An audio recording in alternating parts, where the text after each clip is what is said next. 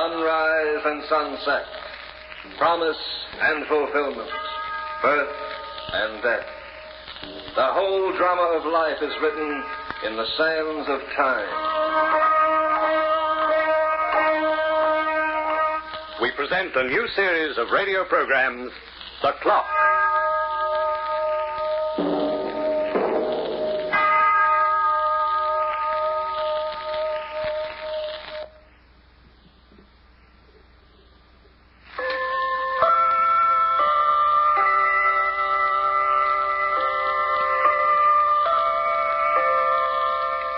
I suppose that most of the words that poets and philosophers have written throughout the ages are notations on the human heart or speculations about the mysteries of life and death or another subject, time. For instance, the other night I was browsing through an old book of quotations by famous authors. One quotation I remember went something like this: "Know the true value of time. Snatch, seize, and enjoy every moment of it. No idleness or procrastination. Never put off till tomorrow what you can do today." And as I read it, I wondered if Bill Phillips had read that, would he have gotten the point? Would he be doing what he is doing now? It's hard work, and I don't seem to be getting any place. The serial number is 4E29815. Make of lock, standard speed. Meshing spring. I've opened a lot of them before, never had any trouble. That's my business, opening bank vaults. This lock's a tough proposition. Maybe it only seems tough because I'm excited and I'm getting a little shaky. Because I'm working against time. Here I am on the most important job of my life, and I can't figure the combination that won't open. Geiger started the whole thing. Never would have happened if it hadn't been for Geiger. Why did they ever take that job in the first place? The dough. Sure, the extra dough.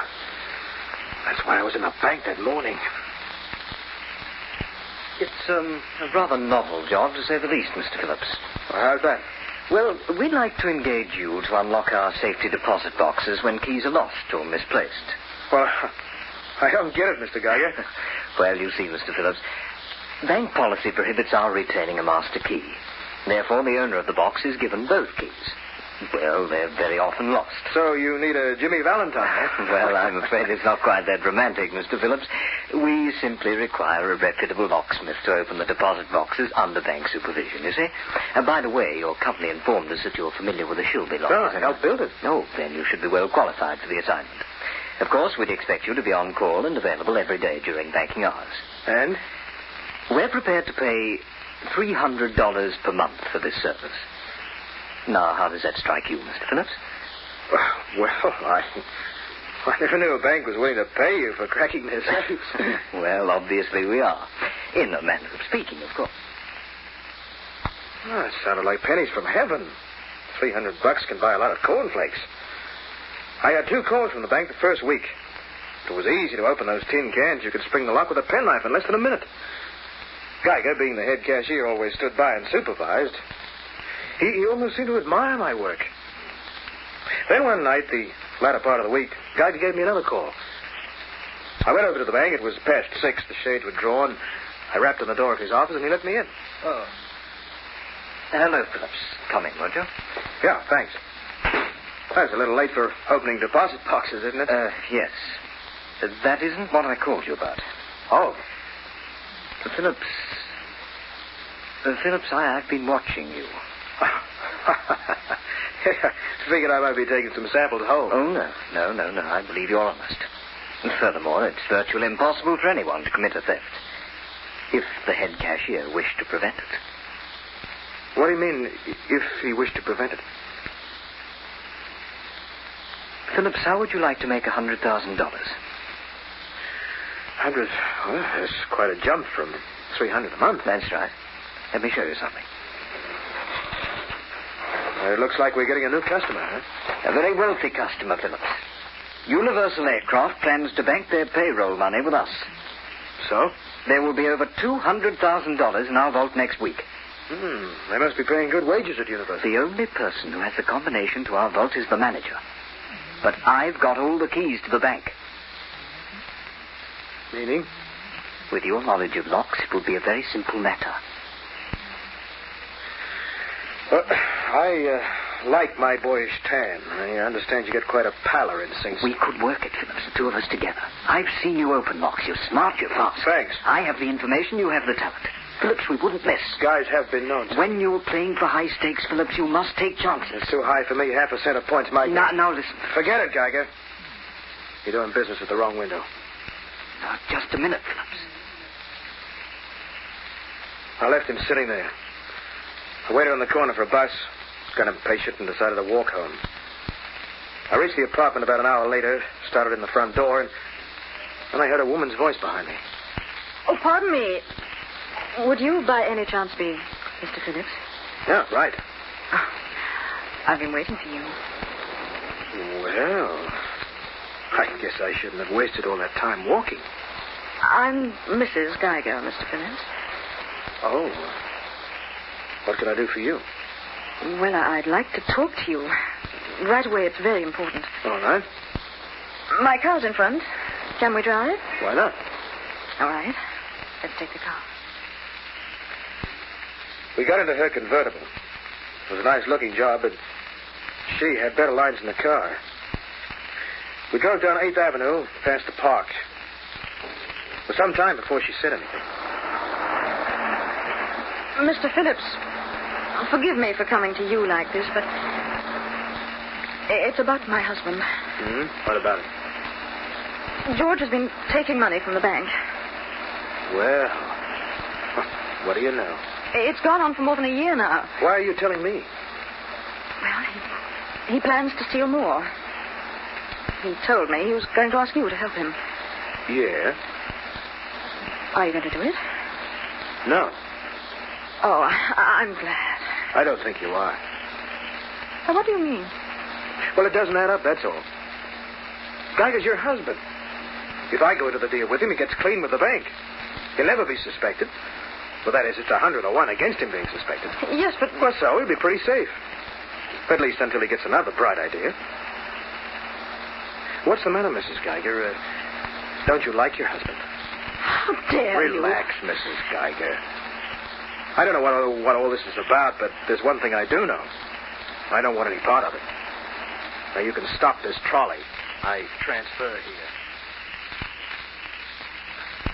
Got out of the car and walked away. Somehow I could smell fish frying, and it wasn't Friday. Yeah, she was up to something, I was sure of that. I tried to figure out what she wanted from me. Couldn't get a total. All I had to do was open that safe for Geiger, and both their worries were over. So why did she take all the trouble to warn me off? Maybe she was tired of her husband. Well, then why didn't she just turn him in and let it go at that? Yeah, why didn't she... All of a sudden, I got a notion. Yeah. Made a lot of sense. Around 10 next morning, I was sure Geiger was at the bank. I called her at home. Would she join me for lunch at the Barber's On? She'd be delighted. I was waiting at a corner table when she walked in. I hope I'm not late. No. I just got here myself. Sit down. Thank you. You were asking me some questions last night, Mrs. Geiger. Now, I'd like to ask you one. Of course. Mrs. Geiger, when did you first decide you wanted to kill your husband? What? Surprised. Well, I gave the matter a lot of thought last night. That's how come I'm so smart this afternoon. You must be out of your mind. Oh, sure. You don't really believe that I plan to kill my husband? Not you. Me. What's the most preposterous statement you've made yet? Why would you want to do a thing like that? I wouldn't. Unless you could get me to fall for you. What could be more ideal? Geiger sitting on top of 200 G's locked in a vault. Only you don't love Geiger anymore. You just love what's in that vault. Listen, Mr. Phillips. So you find a nice, personable young man with a knowledge of locks who can help Geiger open the vault. Are you quite finished? No, not quite. You see, you suggest to this young man that after he removes the money from the vault, it might not be a bad idea to close the door on Geiger. He'll be found dead. The police will check the shortage, blame Geiger, and boy and girl make off with $200,000. That's very clever. Isn't it, though? Then, according to your plan, all I have to do now is to get you to fall in love with me. That'd be kind of hard to do. Would it? Why? Well, I don't even know your first name. It's Kitty. Oh? Hello, Kitty.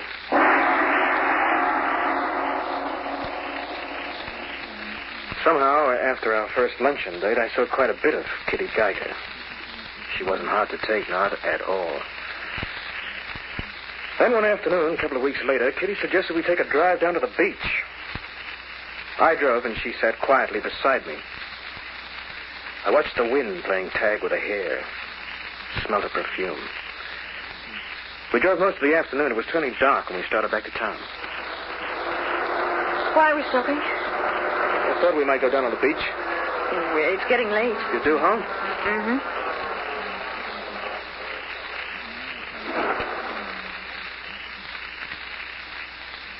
Kitty, Yes?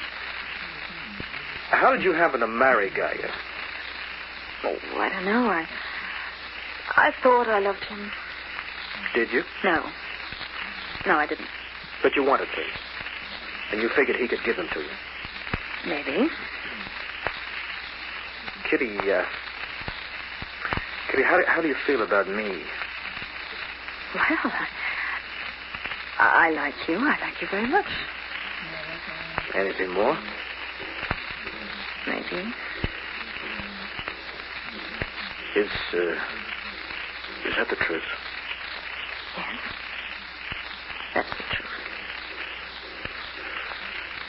Okay, before you go home, you can drop me at the apartment. I want to call Geiger. Bill! I'm going to do it for you, Kitty. But if you ever double-cross me, I'll kill you.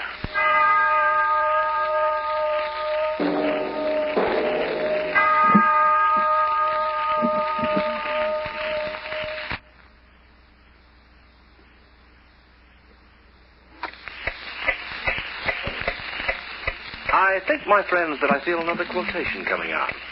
But that's what you get for writing so many different things about me. Rather tickles my vanity. Well, quote, time that strengthens friendship weakens love, unquote. The author of that was a Frenchman. I'm afraid he was a rather cynical gentleman when it came to man and maid, but applied to the case of Bill Phillips and Kitty Geiger, it might be appropriate. Is everything set? Yeah, tomorrow night. What time? 8:30. You think he suspects anything? Not a chance. He's too concerned about getting his hands on that dough. How do we work it? He'll hand the money to me from the vault. I'll pack it in a suitcase just outside the door. Then as soon as he gets to the last pack of bills... You shut the vault. Right. You'll be in the car on 54th Street. I'll meet you at the alleyway. Bill, after you do it, how long will he live? An hour. 2 at the most. And when the police find him in the morning? The CPA will take an inventory, uncover the shortage, and then put 2 and 2 together. Which adds up to what? He was in a deal, somehow got stuck in the vault, and his accomplice skipped with the dough. But we're the accomplices. Well, that's been all taken care of, baby. I got the name and address of a guy who's just finished a 10-year stretch for grand larceny. He's out on parole. We're not taking anyone else in. No, of course not. I'm just going to see to it that $300 in new bills get planted in this guy's room. He's a cinch to be picked up. Sounds good. So far. It's perfect. Now, listen to me. Here's what we do. Tomorrow night, I go into the bank with Geiger. He's got a key to the front door. We'll get started about 11. By 11:30, we should be finished if everything goes the way we plan. How's it coming? Be quiet. I'll have it in a second.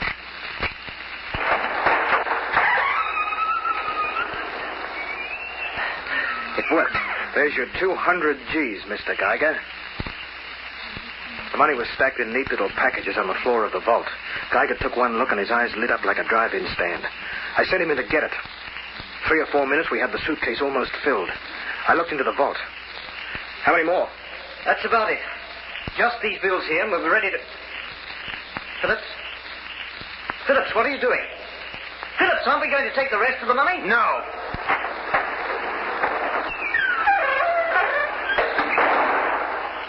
So long, Geiger. I went to the side door, unlocked it with Geiger's key, started to step out into the street and tripped over something. Well, then it happened. Somehow I'd set off a burglar alarm. There wasn't much time to lose. I told Kitty to drive over to a rooming house on 2nd Avenue. The guy who was to plant the dough for me was waiting on the corner. I gave him 2 envelopes. One was for 300 in new bills.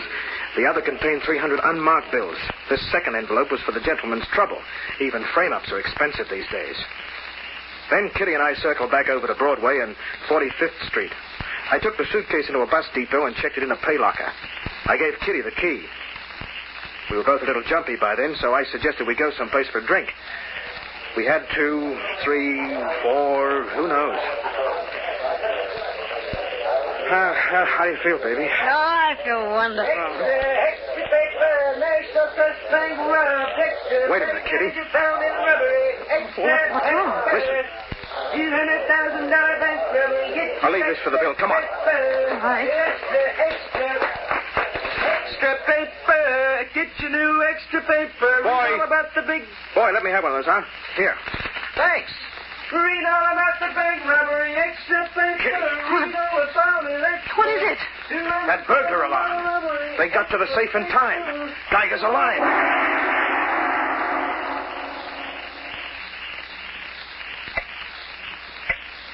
Geiger was alive. He'd been arrested, but that didn't help. As soon as things got tough, he'd sing songs about Kitty and me all over headquarters, maybe before.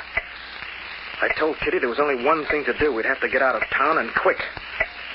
We made arrangements for me to get plane tickets to Mexico first thing in the morning. I got to the airport around 7, picked up the tickets, and then took a cab to Kitty's house. I thought it might be a good idea if I weren't seen going in, so I went around to the back gate. Walked up the steps to the porch. I was just about to ring the doorbell when I heard voices coming from the living room. I slipped around to the window, pressed myself against the wall, and took a quick look inside. Kitty was talking with a man who carried a revolver. The man was George Geiger. I don't believe that it's you, George. How else would I be here? But when they found you in the vault... I had to think of some sort of alibi. I said I was passing by the bank, found the door open, went in to investigate. Someone struck me from behind. I woke up in the vault. That's fantastic. Oh, I agree with you, Kitty. But apparently the police thought differently when they arrested an ex-thief with $300 of the stolen money in his possession. Tell me, Kitty, who's this silent partner of ours? It was a frame-up. Bill did it. It appears that Bill did quite a number of things. Among them, shutting the vault on me. George, I didn't know he would. I didn't know anything about it, believe me. Kitty, I haven't the faintest desire to believe or disbelieve you. I'm only interested in one thing. Where's the money? Bill has it. Where? George, I'll make a bargain with you. I'll tell you where it is if you'll forget what's happened. George, we can start again with that money. We can be happy again. We could be, Kitty. I can make up the shortage at the bank. We'll be even with the world. Tell me where it is, Kitty. It's in Bill's apartment. I'll get it. Wait for me. I won't be long. I'll wait, George.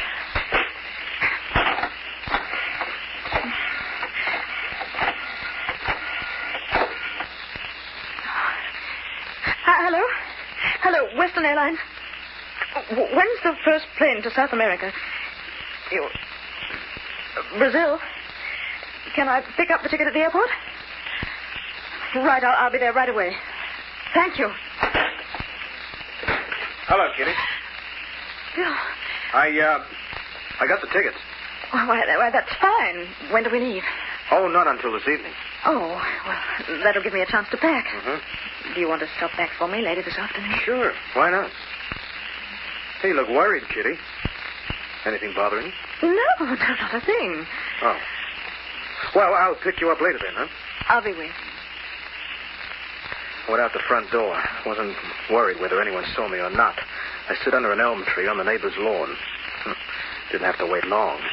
Kitty came out in a few minutes. She was carrying an overnight bag. Going someplace, Kitty? Bill. Well, you're early, baby. We're not supposed to leave until tonight. Well, you see, Bill, well, there are some things I have to do. Sure. I understand. But first, you and I are going to do a little sightseeing. Bill? Bill, we've been driving for hours. Where are we going? Oh, just taking a look at the ocean. I thought you liked the ocean, Kitty. Remember the first time we took this trip? Bill, let's go back, please. Or remember where we stopped? I think it was right about here. I lit a cigarette. Hey, you have a match, Kitty? Here's a lighter. Thanks. Well, then I agreed to steal the money and lock Geiger in the vault. That must be a terrible way to die. Billy. Now, remember what I said, Kitty? If you ever double-crossed me, I'd kill you. Take me out, Bill. Take me out, please. Too chilly for you, huh? All right, we'll go back. We drove slowly back into town. Kitty didn't say a word. I knew exactly what I was going to do. I drove up 54th, swung the car into an alleyway. Bill, this is the bank. That's right, Kitty. Let's get out. No. Come on. But it's closed. Of course. You never break into a bank in broad daylight. We're not going in. Sure we are. Just as soon as I pick this back door lock. These door locks are easy. This should only take a few seconds. Bill, what are you going to do? We're going to get you some money, Kitty. More money than you ever saw in your life. But there isn't any there anymore. You know that. Oh, there's still a little left. There must be. What are those stocks and bonds with all those pretty colors? They're negotiable. You'll enjoy looking them over, Kitty. Come on. Bill will be caught. No, they'd never suspect lightning to strike twice. Anyway, we're too smart for them, Kitty. You take me, for instance. I'm a real clever guy. That's why you went for me, isn't that right? Now, I want you to watch this, baby. I'll show you just how clever I am. Bill, no, please. There's one tumbler. Easy now. There's the releasing spring.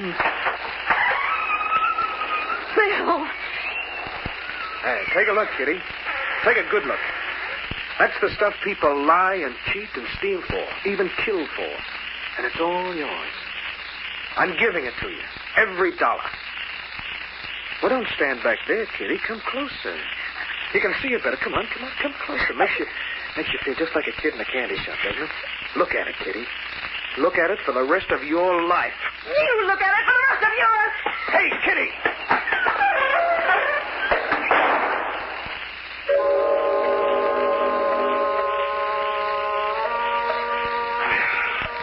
Guy goes crazy sometimes. I guess that's what's happening to me. If I hadn't got that wild idea, I wouldn't be trying to open this vault now. I forgot to give Kitty her lighter back. Yeah, it has a name on it. And I've been using it to work with. The fluid's almost gone now, and this job's beginning to look hopeless. I need more time. I know, I'll write a note. I'll write a note telling the whole story and wrap it around the lighter. The police shouldn't have any trouble piecing the case together.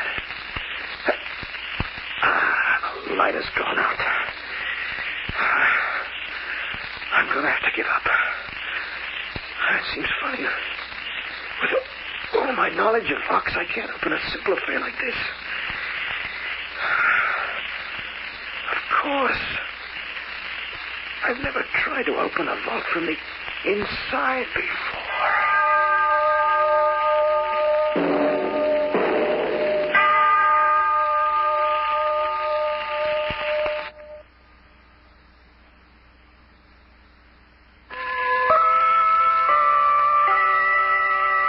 Yes, Bill Phillips learned the value of time, learned it in those last few failing minutes, learned it in darkness and with despair.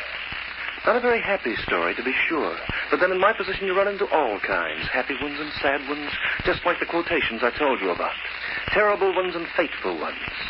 I see many who use their hours wisely, and others I see, too, who waste time.